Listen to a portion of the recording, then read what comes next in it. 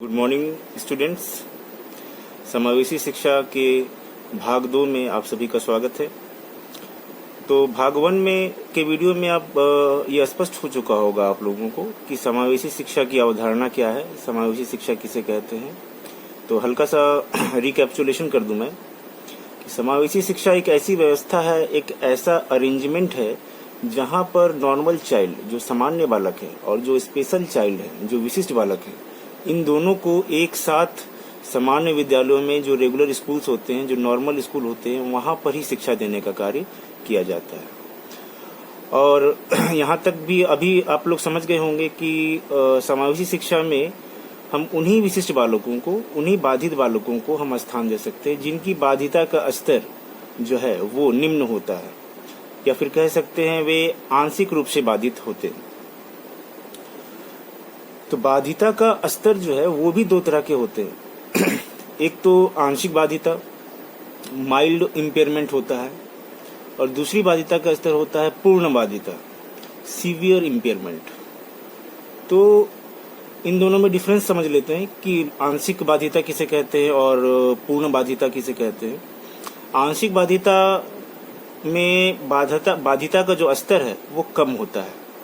जैसे कि अगर किसी को दृष्टि बाधा है, तो किसी को अगर आंशिक रूप से दृष्टि बाधा है तो हो सकता है कि वो एक आंख से देखने में असमर्थ हो, तो उसे हम कहेंगे कि उसे आंशिक दृष्टि बाधिता है।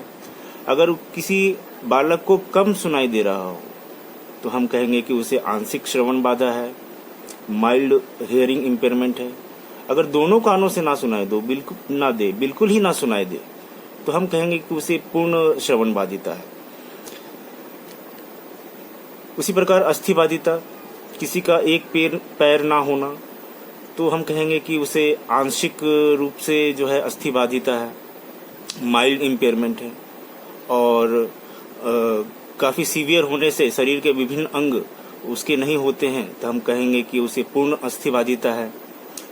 तो दो तरह की बाधिता के स्तर होते हैं, एक आंशिक बाधिता और दूसरी जो है वो पूर्ण बाधिता, mild impairment and severe impairment. तो समावेशी शिक्षा में जो है हम आंशिक रूप से बाधित बालकों को ही सामान्य बालकों के साथ जोड़ करके शिक्षा दे सकते हैं।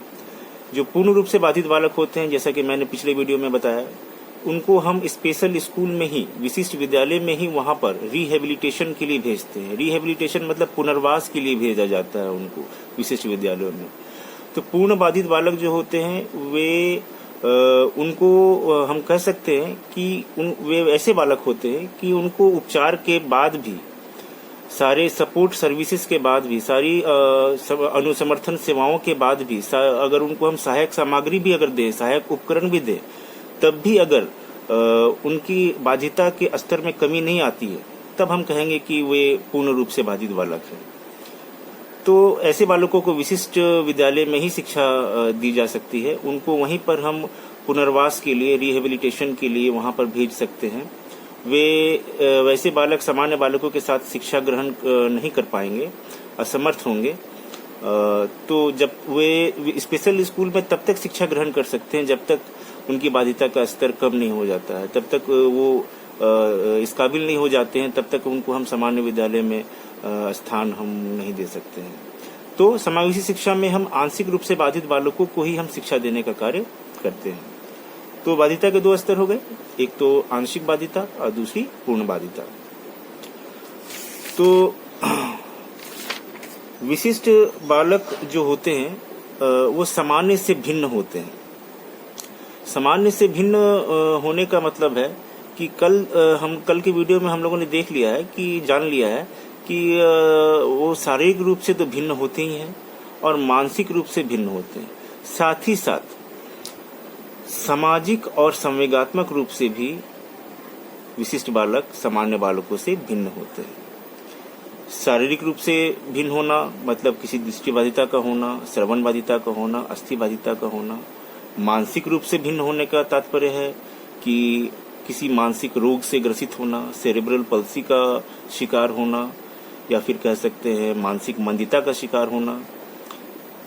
लेकिन सामाजिक रूप से भी विशिष्ट बालक सामान्य बालकों से भिन्न होते हैं। सोशली भी वो नॉर्मल चाइल्ड से अलग होते हैं।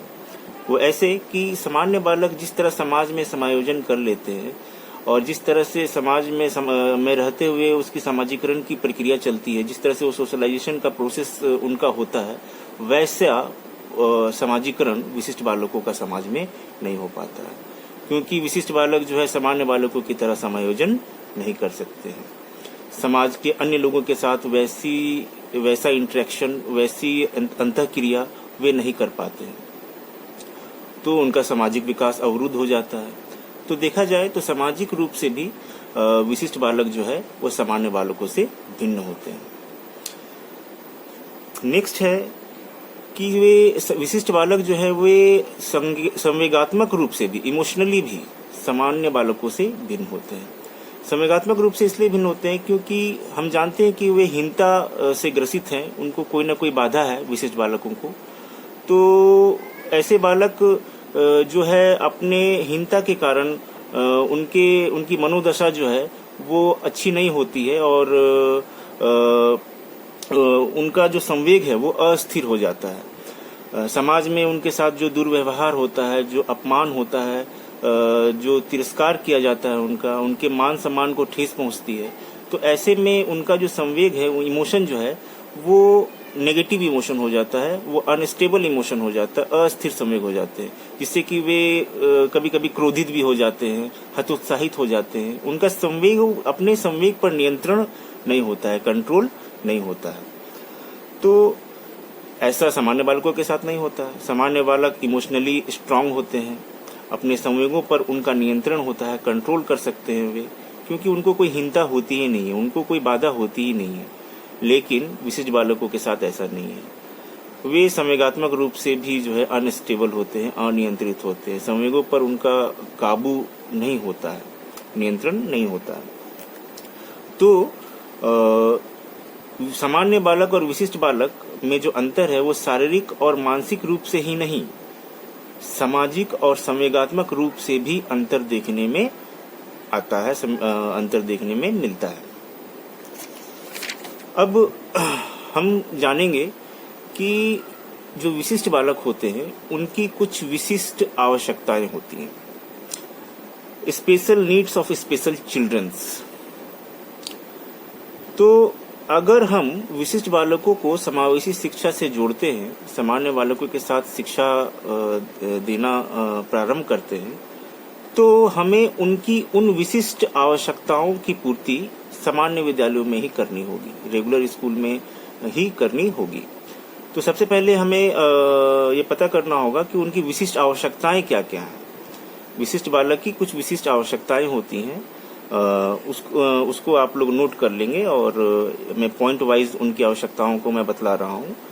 Special needs of special childrens, विशिष्ट बालकों की विशिष्ट आवश्यकताएं। तो सबसे पहली आवश्यकता है वो है शारीरिक या दैहिक आवश्यकताएं, फिजिकल नीड्स। तो विशिष्ट बालक को शारीरिक आवश्यकता होती है, जैसा कि मैंने पहले ही बताया कि शरीर के किसी अंग के दृष्टिकोण से वे बाधित अगर होते हैं तो उनको सुनने में दिक्कत होती है, श्रवण बाधा होती है, उनको देखने में दिक्कत होती है, दृष्टि बाधा होती है, उनको चलने फिरने में, गत्यात्मक कार्य करने में बाधा होती है, उनको अस्थिबाधिता होती है। तो ऐसे जो बालक होते हैं, इनको समावेशी शिक्षा से जब हम जोड़ते हैं तो इनको हमदर्दी नहीं चाहिए और ना ही इनको सहानुभूति चाहिए। इनको चाहिए तो सहयोग चाहिए और समर्थन चाहिए। तो ऐसे में अगर हम उनकी इन शारीरिक आवश्यकताओं की पूर्ति समावेशी शिक्षा में हमें करके देनी होगी। जैसे अगर इस तरह की उनकी शारीरिक आवश्यकताएं हैं तो हम कुछ सहायक साधनों के द्वारा, कुछ असिस्टिव डिवाइसेस के द्वारा इनकी इस शारीरिक आवश्यकता की पूर्ति कर सकते हैं। फॉर एग्जाम्पल, जैसे कि बैसाखी, क्रचेस, बैसाखी का प्रयोग किया जा सकता है। बैसाखी के द्वारा उनकी बाध्यता को कम किया जा सकता है। फिर व्हील चेयर होता है। व्हील चेयर को हम हिंदी में पहिया कुर्सी बोलते हैं, जिसमें पहिए लगे होते हैं। ऐसा चेयर जिसमें व्हील लगा होता है, पहिया लगा होता है, आप लोगों ने देखा होगा, तो उसका भी प्रयोग किया जा सकता है। तो जो ऑर्थोपेडिक इम्पेयरमेंट जिनको है उनको व्हील चेयर के द्वारा अनुसमर्थन दिया जा सकता है, सपोर्ट दिया जा सकता है। जिनको देखने में बाधा है, जिनको दृष्टि बाधिता है, विजुअल इम्पेयरमेंट है जिनको, उनके लिए हम स्पेक्टिकल्स जो है चश्मे का प्रयोग कर सकते हैं। कृत्रिम अंग का भी प्रयोग किया जा सकता है। आर्टिफिशियल ऑर्गन्स जो हैं, आर्टिफिशियल ऑर्गन के द्वारा भी उनकी बाध्यता को, उनके शारीरिक बाध्यता को, उनके शारीरिक आवश्यकता को पूरा किया जा सकता है। जिनको सुनने में बाधा है उनके लिए हम श्रवण यंत्र का या श्रवण मशीन का प्रयोग कर सकते हैं। हियरिंग मशीन जो आती है उसका प्रयोग कर सकते हैं। तो शारीरिक आवश्यकताएं जो हैं उनकी इन शारीरिक आवश्यकताओं की पूर्ति हमें समावेशी विद्यालय में करनी होगी। दूसरी विशिष्ट आवश्यकता है उनकी, वह है शैक्षिक आवश्यकता, एजुकेशनल नीड्स। अब विशिष्ट बालक है तो अलग अलग प्रकार के विशिष्ट बालक हैं, तो अलग अलग भिन्न भिन्न प्रकार के विशिष्ट बालकों के लिए अलग अलग शिक्षा की व्यवस्था करनी होगी। जैसे कि जिनको दृष्टि बाधिता है उनके लिए हम ब्रेल लिपि का प्रयोग कर सकते हैं। ब्रेल एक लिपि है जिसे लुइस ब्रेल ने इसे डेवलप किया था 1829 में। ऑब्जेक्टिव में आता है, इसे याद रखेंगे आप लोग कि लुइस ब्रेल ने 1829 में एक लिपि का विकास किया था जो कि दृष्टिहीन बालकों के लिए था, जिसे देखने में असुविधा होती है, वे ब्रेल लिपि के माध्यम से अपने शिक्षण कार्य को कर सकते हैं। तो जिनको शैक्षिक आवश्यकता है, जिन विशिष्ट बालकों को शैक्षिक आवश्यकता है, अगर वो दृष्टिहीन है या दृष्टि बाधिता है उनको, तो हम ब्रेल लिपि से उनको पढ़ा सकते हैं, शिक्षा देने का कार्य कर सकते हैं। या फिर जो पुस्तकें होती हैं, जो बुक्स होती हैं, उसमें वे स्पष्ट रूप से छपे हुए पुस्तक होने चाहिए। उनमें बड़े बड़े अक्षरों का प्रयोग किया जाना चाहिए, जिससे कि जिनको आंशिक दृष्टि बाधिता है वो अगर बड़े बड़े अक्षर से पुस्तकें छपी हुई होंगी तो उसे पढ़ने में कोई असुविधा नहीं होगी। बड़े छापे वाली पुस्तक की आवश्यकता उनको होती है। फिर कई मशीनों का भी प्रयोग हम करते हैं, जैसे आप लोगों ने सुना होगा एपिडायस्कोप। तो एपिडायस्कोप जो होता है वो एक चित्र विस्तारक मशीन होता है, जिसमें छोटे चित्र को हम बड़े रूप में परिवर्तित कर देते हैं। तो एपिडायस्कोप का भी प्रयोग किया जा सकता है, चित्र विस्तारक मशीन का भी प्रयोग किया जा सकता है। समावेशी शिक्षा में उनके लिए हम ये शैक्षिक आवश्यकता दे सकते हैं कि कक्षा में रोशनी का उचित प्रबंध कर सकते हैं, जिससे कि उन्हें स्पष्ट रूप से दिखलाई दे। शैक्षिक आवश्यकताओं में खासकर जो श्रवण बाधित बालक है, जैसा कि मैंने पहले बताया, उनके लिए हम श्रवण यंत्र का प्रयोग कर सकते हैं। उनको कक्षा में आगे की पंक्ति में बैठाया जा सकता है। शिक्षक जोर जोर से भी बोल सकते हैं, जिससे कि वे स्पष्ट रूप से सुन सके। कक्षा में लाउड स्पीकर या माइक का भी प्रयोग किया जा सकता है। फिर शैक्षिक आवश्यकताओं में जिनको अस्थि बाधिता है उनके लिए हम व्हील चेयर, क्रचेज, बैसाखी, पहिया कुर्सी की व्यवस्था कर सकते हैं। जिनको अस्थि बाधिता है उनके लिए हम विद्यालय का जो भवन है, जो इंफ्रास्ट्रक्चर है, वो इस तरह से बनाएंगे जिससे कि उनको आने जाने में कठिनाई ना हो।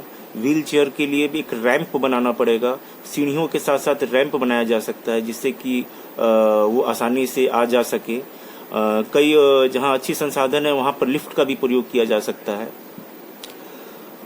कक्षा के अंदर, प्रयोगशाला के अंदर, शौचालय में, पुस्तकालय में हम वहाँ पर उनके लिए हैंड बार एक गुटका की तरह होता है, लकड़ी का एक गुटका होता है, जिससे कि उसके सपोर्ट से वे उठ बैठ सकते हैं। चाहे शौचालय में शौच करना हो, प्रयोगशाला में प्रयोग करना हो, या फिर पुस्तकालय में पुस्तक पढ़ना हो, तो वो उस हैंड बार की सहायता से अपनी अस्थि बाधिता को दूर कर सकते हैं।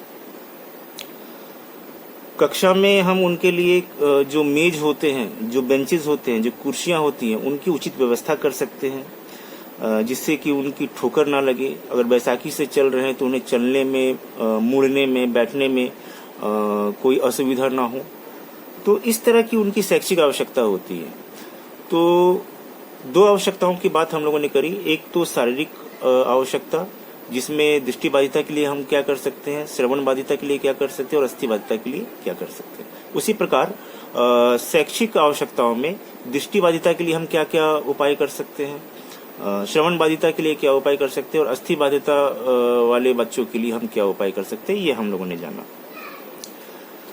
तो अब आगे बढ़ते हैं। जो तीसरी आवश्यकता है उनकी, वो है व्यावसायिक आवश्यकता, वोकेशनल या ऑक्यूपेशनल नीड्स। तो विशिष्ट बालक जो होते हैं वे भी सामान्य बालक की तरह जीवन निर्वाह करने की चाहत उनकी भी होती है कि वे भी सामान्य बालकों की तरह ही जीवन जिए, जीविकोपार्जन करें। तो इसके लिए उन्हें व्यावसायिक रूप से तैयार करना होगा, उनकी व्यावसायिक आवश्यकता की पूर्ति करनी होगी, जिससे कि वे आत्मनिर्भर होकर के अपना जीवन यापन कर सके, जिस तरह से सामान्य बालक अपना जीवन यापन कर सकते हैं। तो उनको सेल्फ डिपेंडेंट बनाना होगा। सेल्फ डिपेंडेंट बनाने के लिए उनको वोकेशनल स्किल्स सिखाने होंगे, व्यावसायिक कौशलों में दक्षता दिलानी होंगी, जिससे कि वे आत्मनिर्भर बन सके, सेल्फ डिपेंडेंट बन सके। उनको ऐसी शिक्षा कहा भी जाता है, शिक्षा व्यावसायिक जीवन की तैयारी होती है। तो उनको ऐसी शिक्षा देनी होगी जिससे कि वे व्यावसायिक रूप से सक्षम हो सके, व्यावसायिक रूप से जो है वो अपनी जीवन का जो है निर्वाहन कर सके। जैसे कि कई व्यवसाय उनको शिक्षा सिखलाई जा सकती है, जैसे हस्त कौशलों की शिक्षा, हैंडलूम्स जो जिसे हम कहते हैं, कला की शिक्षा, संगीत की शिक्षा, कताई बुनाई का काम हम सिखा सकते हैं, नृत्य, गायन, वादन का इन सभी कौशलों को हम सिखला सकते हैं। तो व्यावसायिक रूप से उनकी आवश्यकता की हम पूर्ति इस तरह से हम कर सकते हैं समावेशी शिक्षा में ही, समावेशी विद्यालय में ही, जिससे कि वे अपने रोजगार को स्वयं कर सकेंगे और वो किसी के ऊपर निर्भर नहीं रहेंगे, वो आत्मनिर्भर बनेंगे व्यावसायिक रूप से भी। इसके लिए सरकार के तरफ से भी उनको सहायता दी जाती है। सरकारी नौकरियों में जो है 3% का रिजर्वेशन, आरक्षण उनको दिया जाता है, जिससे कि वे नौकरी करके अपना जीवन निर्वाह कर सके। तो उनको इस काबिल बनाया जा सकता है, उनको ऐसी शिक्षा दी जा सकती है कि जिससे कि वे अपनी व्यवसाय को कर सके।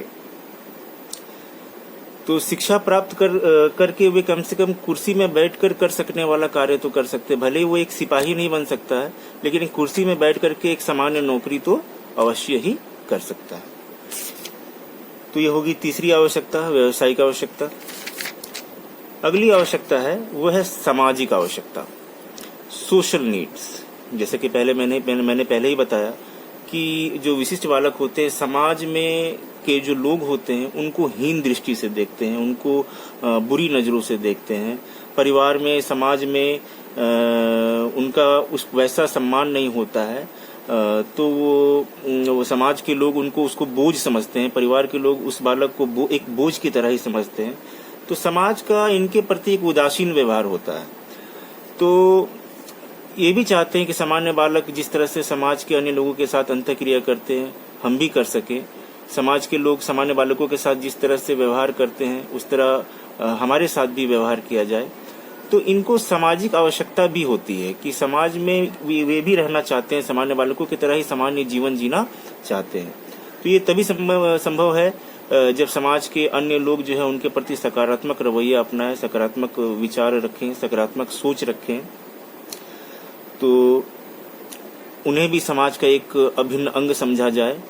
तो ये सामाजिक आवश्यकताओं की भी वो मांग करते हैं विशिष्ट बालक। अगली आवश्यकता है संवेगात्मक आवश्यकताएं, इमोशनल नीड्स।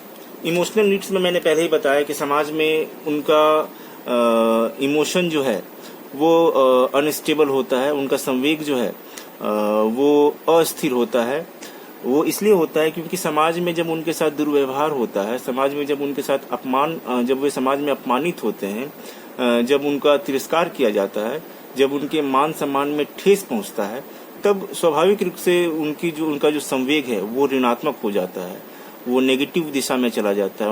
उनके मन में ऋणात्मक संवेग घर कर लेता है, तो जिस वजह से वे संवेगात्मक रूप से प्रभावित होते हैं। तो ऐसे में वे चाहते हैं कि संवेगात्मक रूप से भी वे पॉजिटिव हों, घनात्मक हों। इसीलिए वे उनकी संवेगात्मक आवश्यकताएं जो हैं वो है कि वे तभी हो सकती है जब उनके साथ अच्छा व्यवहार किया जाए, उनको अपमानित ना किया जाए। तो कई बार ऐसा भी होता है कि जो विशिष्ट बालक होते हैं वे मानसिक प्रताड़ना का भी शिकार होते हैं। मानसिक प्रताड़ना वो सहन नहीं कर पाते हैं, जिससे कि वे क्रोधित हो जाते हैं, वे हतोत्साहित हो जाते हैं। तो संवेगात्मक आवश्यकताएं भी इनकी होती हैं। तो 5 आवश्यकताएं हो गई उनकी, विशिष्ट बालकों की विशिष्ट आवश्यकताएं। पहली हो गई शारीरिक आवश्यकता, दूसरी शैक्षिक आवश्यकता, तीसरी व्यावसायिक आवश्यकता और चौथी सामाजिक आवश्यकता, पांचवी संवेगात्मक आवश्यकताएं।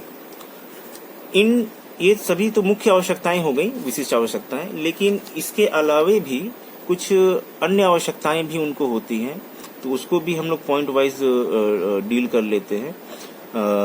अदर नीड्स, तो अदर नीड्स में सबसे पहली जो नीड्स है वो है चिकित्सकीय आवश्यकता, मेडिकल नीड्स। तो चिकित्सकीय आवश्यकता में हम ये कहेंगे कि कुछ विशिष्ट बालक ऐसे होते हैं जो कि हम जानते हैं कि वो आंशिक बाधिता का शिकार होते हैं, उनकी बाधिता का स्तर जो है वो कम होता है। तो चिकित्सा आवश्यकता में कुछ चिकित्सीय सेवाओं के द्वारा ही उनकी जो आंशिक बाधिता का जो स्तर है उसे ठीक किया जा सकता है।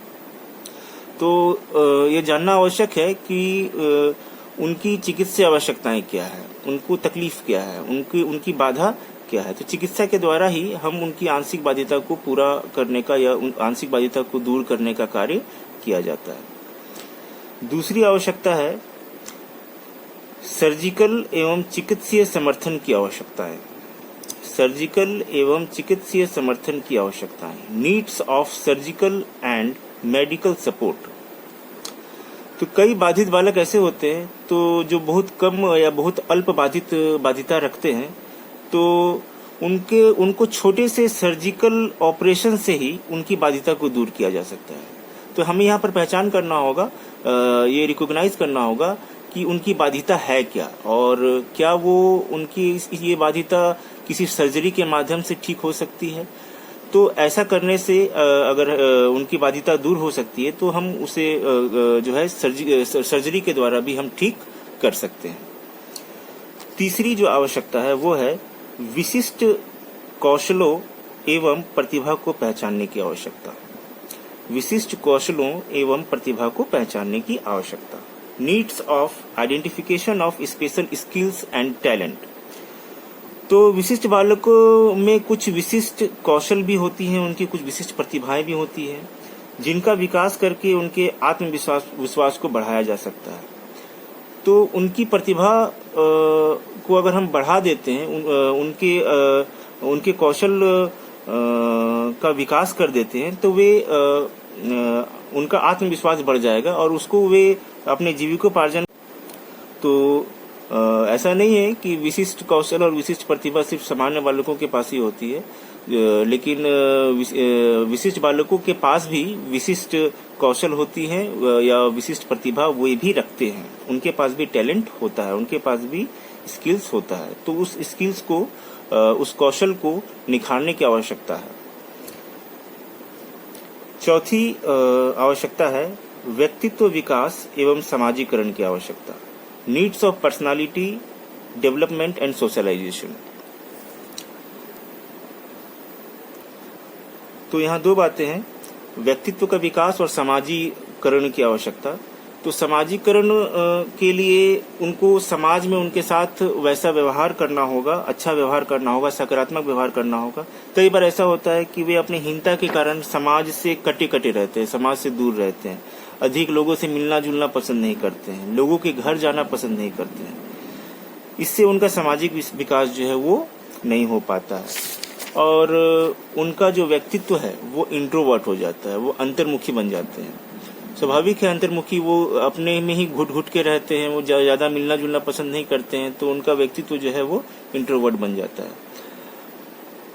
इसीलिए इनकी इन आवश्यकताओं को पहचान कर उसकी इस हीनता को हम दूर करके, अगर हम उनकी इस हीनता को दूर कर दे तो उसके व्यक्तित्व का विकास हम कर सकते हैं।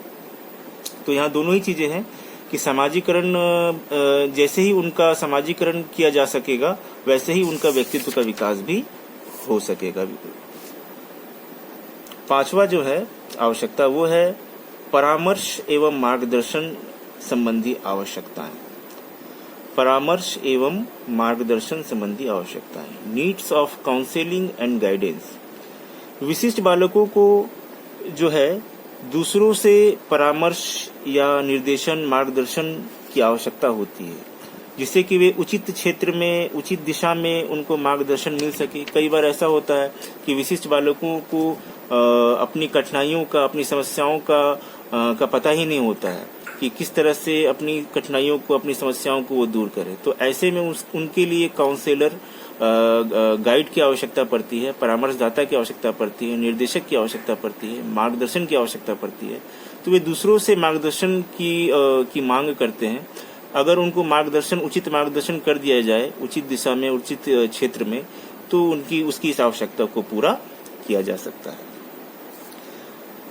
छठी आवश्यकता जो है, जो कि अंतिम आवश्यकता है, वो है मनोरंजन एवं खाली समय के सदुपयोग की आवश्यकता। मनोरंजन एवं खाली समय के सदुपयोग की आवश्यकता, needs of proper use of vacant time and recreation. Need of proper use of vacant time and recreation, यानी कि खाली समय का सदुपयोग करना। तो इनके लिए खाली के समय का सदुपयोग करने के लिए उनको मनोरंजन करना होगा, उनको धीरे धीरे जो है, जिससे कि वे अपनी कुंठाओं को, अपने घुटन से वो बाहर निकल सकें। इसके लिए वो तभी होगा कि खाली घर शैतान का घर होता है, कहा जाता है। तो इसलिए उनको मनोरंजन के द्वारा अपने खाली समय का सदुपयोग करना चाहिए। पुस्तकें पढ़ करके अपने खाली समय का सदुपयोग करना चाहिए, जिससे कि उनके अंदर जो घुटन है वो खत्म हो जाए, उनकी कुंठा जो है वो समाप्त हो जाए और वो सामान्य जीवन की ओर अग्रसर हो सके। तो विशिष्ट बालकों की ये सभी विशिष्ट आवश्यकताएं होती हैं। इसे पॉइंट वाइज मैंने आज आप लोगों को बतलाया, इसे आप लोग नोट कर लेंगे। और आज के वीडियो में फिलहाल हम इतना ही रखते हैं। उसके बाद फिर नेक्स्ट वीडियो में हम यूनिट 1 के ही आगे के टॉपिक में चलेंगे। Thank you.